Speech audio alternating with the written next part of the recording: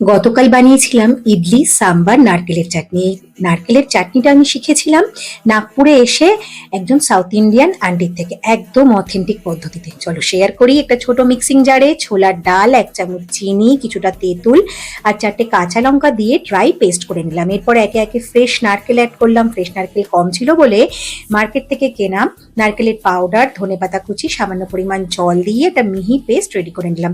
এরপর last and most important part, tadka ready করা। তড়কা প্যানের মধ্যে সাদা তেল দিয়ে একে একে শুকনো লঙ্কা, জিরে, কালো সর্ষে, হিং, কারি পাতা অ্যাড করে ভালো করে তড়কা রেডি করে নিলাম। তড়কা রেডি হয়ে যাওয়ার পরে পুরো তড়কাটাকে আমি অ্যাড করলাম আগে থেকে ব্লেন্ড করে রাখা নারকেলের ব্যাটারের মধ্যে।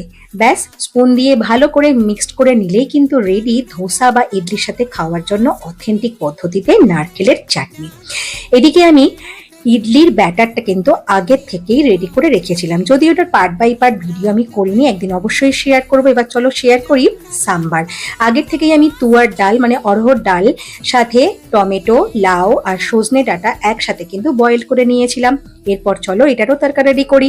লাস্ট পার্ট, কড়াইতে বেশ অনেকটা সাদা তেল দিয়ে বেশ অনেকটা পরিমাণ টমেটো আর পেঁয়াজকে ফ্রাই করে নিলাম। অনেকক্ষণ ফ্রাই হয়ে যাওয়ার পরে আমি একে একে জিরে, সর্ষে, কালো সর্ষে, কারি পাতা আর সাথে একটু হিং দিয়ে অনেকক্ষণ ধরে ফ্রাই করে নিলাম। এরপর একে একে হলুদ গুঁড়ো, লঙ্কা গুঁড়ো, এভারেস্টের সাম্বার মশলা অ্যাড করলাম।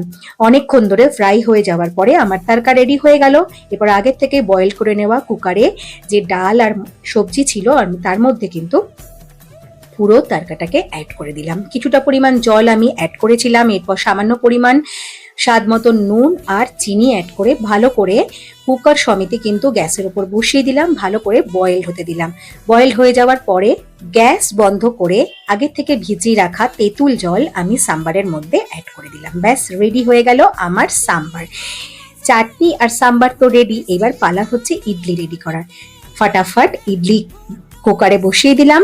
ব্যাস, আমার গরম গরম ইডলি সাথে সাম্বার আর অথেন্টিক পদ্ধতিতে তৈরি করা নারকেলের চাটনি কিন্তু একদম রেডি। এইভাবে একদিন সাম্বার আর নারকেলের চাটনি রেডি করে দেখো, সত্যি ভীষণ ভালো লাগবে।